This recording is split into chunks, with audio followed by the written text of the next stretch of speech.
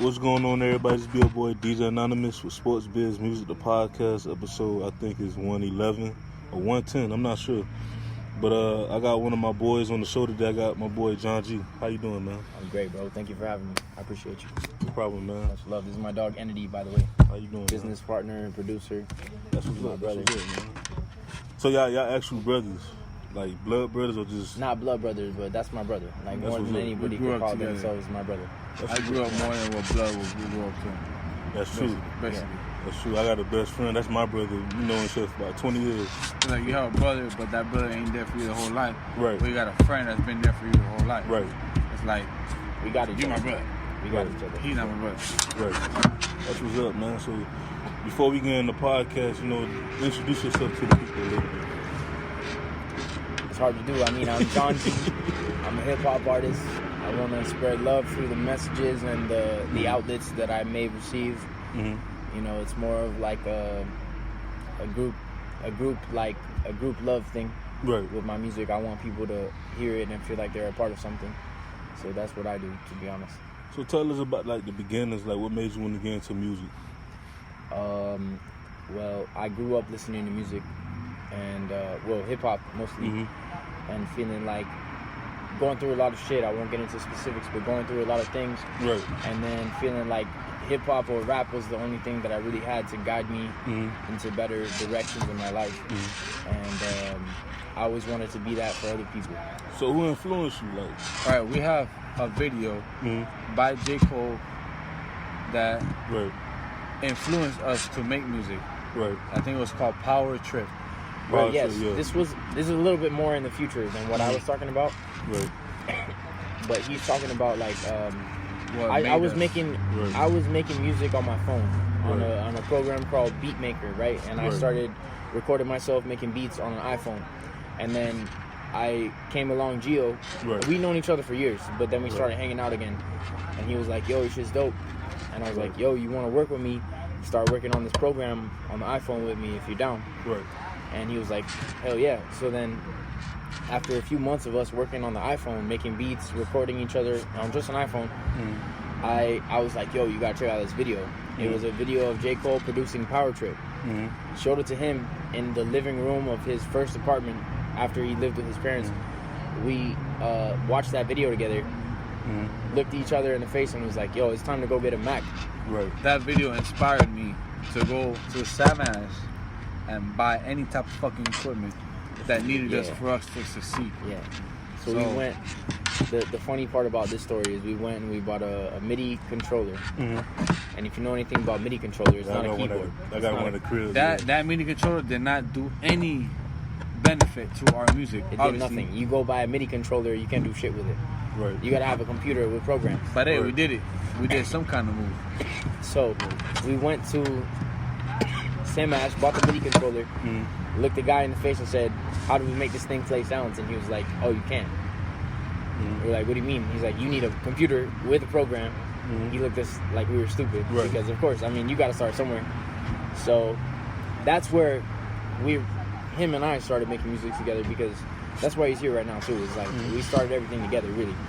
So when I said that what inspired me to start making music was that, that a lot of music inspired me to be the person that I am. So I wanted to be that person for a lot of other people. So that's where I started, and then our paths crossed. And that's really, like, when we started working together is when it really took it into a whole other direction with more force Right. and more direction. That's what's up. So hip hop, especially down here, it's still new. Like back in the days, late 80s, early 90s, we were just known for like booty shaking music and all that. Yeah. Now you have artists like yourself, like Hayes, a few others that's more lyrical. Yeah.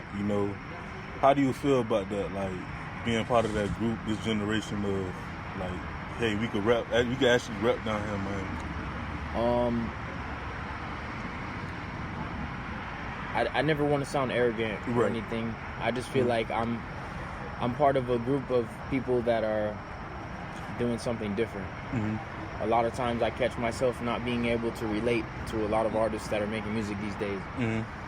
And it's humbling and at the same time, it's also I don't know what the word is, but I don't feel like a part of a big group of people. Yeah. It's a small group for me.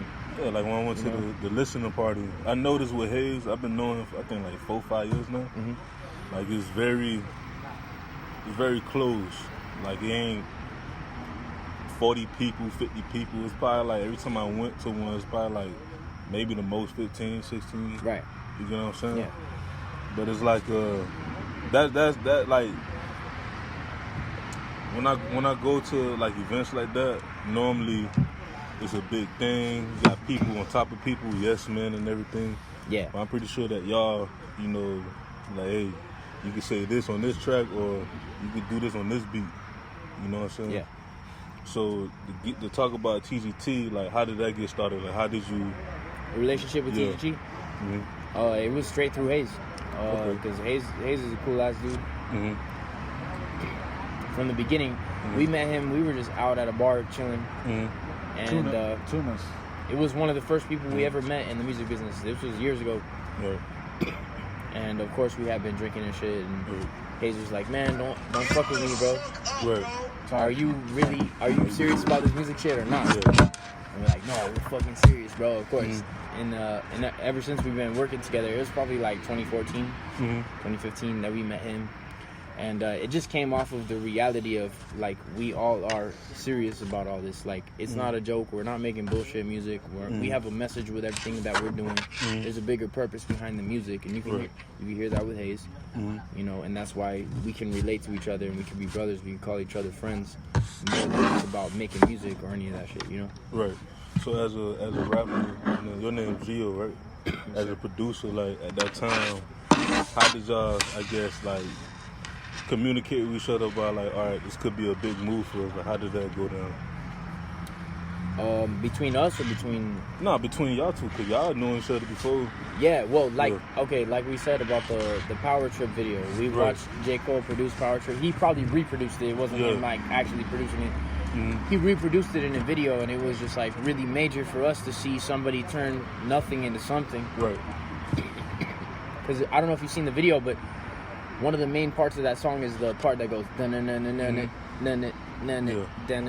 then, like, one of his boys walks in and he's like, I never thought that the part that was like was gonna be a catchy part, but, like, our other homie started walking in the fucking building and being like, yo, my favorite part is and we looked at each other like, yo, this is ridiculous. Like, we have a true passion for the music and we have a message that goes beyond the music. It's not just about music, it's about, like, creating a unity, creating a family, and it's all about the love and the fucking vibrations that you can create through that. So seeing like, oh, we're scared to make what we want to make because, like, oh, it seems hard, quote unquote.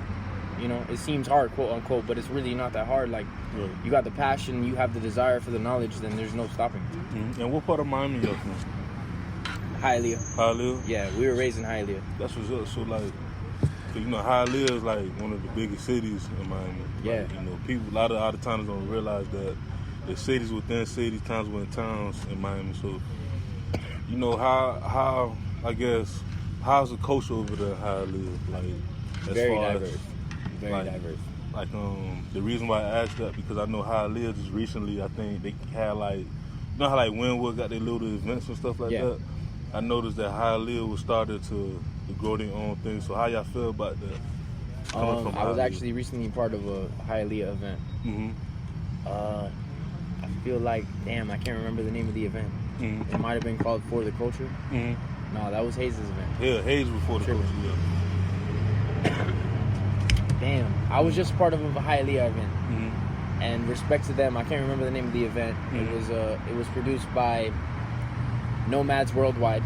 So I'll shout them out because even though I can't remember the name of it, they deserve the credit. It was a dope event. There's a lot of good people from Hialeah. There really is. There's a lot of shit going on in Hialeah. Like you said, it's like a big ass city. It's one of the biggest cities in Miami. It's huge. There's a lot of shit going on. Right. But respect to Nomads Worldwide. Respect to Don Skywalker. He put me onto the show.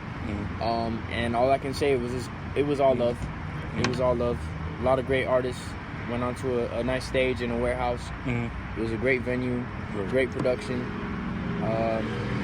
I don't know what else to say about it, but it was wonderful for sure. That's what's up. You know, coming from Miami, one of the things that, you know, me as a DJ, you know, I'm pretty sure you as an artist and you, Gio, as a producer, we always had this conversation about why there's no unity. So from your perspective, why you think there's no unity, especially in the music industry now here? Unity. I mean, if I had to put my best guess on it, I would say that a lot of people are afraid to hand any type of knowledge or opportunity that they've received to other people because they're scared that they're going to take the opportunity or knowledge and reap it better than they will. So I would say that, like, people are scared to really give each other the love that they deserve. They don't want to see anybody doing better than they are doing themselves, which is understandable. You know, I'm not like trying to shoot anybody down or anything, but I genuinely think that's how it works. Nah, you right about that because I feel like I see it every day. I'm like, come on, man, like, we all from different parts. Miami by itself, Dade County is huge. Then you got Broward, you got Palm Beach, but the difference between Dade, Broward, and Palm Beach, Broward and Palm Beach artists actually work together. You know what I'm saying? From what I heard of, I don't know. I haven't. I've seen the same thing. That's what I heard. That's what I've seen. Yeah, but I really have. But you see, like the younger generation, like the Smoke Perk and the who was that came out of Miami? It was Smoke Perk, Like Triple X. A few of them. I started noticing that group. They were starting to, like, you know what? Let's, you know, network with each other and things of that nature. A lot of them actually got a house together. If I'm remembering correctly, they had like a house together, and they were making a lot of music. And I think that was including like Denzel Curry. Yeah. So, and I'm like, why? I said, like, why we can't do that? Like, why we can't just continue to unify the city and just? Because Miami, to be honest with you, not just because I'm from here, but we got the best talent. Whether you're an artist, a DJ, a producer. Like, the sound is different. I talk about all the time, like, a lot of people bite off from our sound, from our lingo, the way we talk. Like, I see it all the time. You know what I'm saying? But that's something that we pretty much gotta, you know, work on. So the only song you got on Spotify in my head is a dope song. Appreciate you, bro. I'll tell you the story. So when I was going through Hayes, his albums and everything, I was, you know, for me as a DJ, and if I got a relationship with you, I like to go back and listen to, like, your old stuff and everything, and then I like to branch out and listen to the different artists, and I listen to you, and I like, this shit kind of different, but I don't think we met before, or I haven't really heard of you until I listened to your song, but, like, how was that, you know, what's the story behind that song? The Demons track? Well, the working title was Demons. That's why I say Demons. It's called in my head. Where, I mean, it started off with, I mean, I have a long relationship with Hayes, just like being his friend and just like kicking it whenever, just fucking hanging out. And then like, I'm not sure if Demons, the working title, in my head was the first track that we ever worked on together, but I actually made the track by myself with a chorus and a verse. And I sent him the track with the chorus on it, and I was like, hey, man, let me know if you fuck with this. And he was like, yeah, let's do it. So then we had him come to the spot, we recorded it. And, of course, I mean, the reason behind it all for me is that, you know, like, if you hear the verse, it says, got these voices in my head, what I've done, what I've seen, even when I lay to rest, I can't have a normal dream. And it's just like there's constantly different options going through my head. And I call them demons because it's like, you know, when you make the worst decisions, those paths of thought always lie inside of your head. You know, like whether you're going to make that same bad decision one day again. So that's where it all comes from for me. And he just fit perfectly on the track. And when you come out with a project, when the project coming out, an EP or an album, when that's coming out? You're asking what else is coming up? Yeah, well, for I'm you. working, I feel you. Yeah. So no, right now I'm working on a lot of singles. Right. I want to just drop a bunch of singles for now. I worked on a couple. I mean, this would be. I was working on my third project to drop, which was called 47 Donuts, and at some point it just kind of started to dissolve. because we just wanted to do too much Mhm. at once,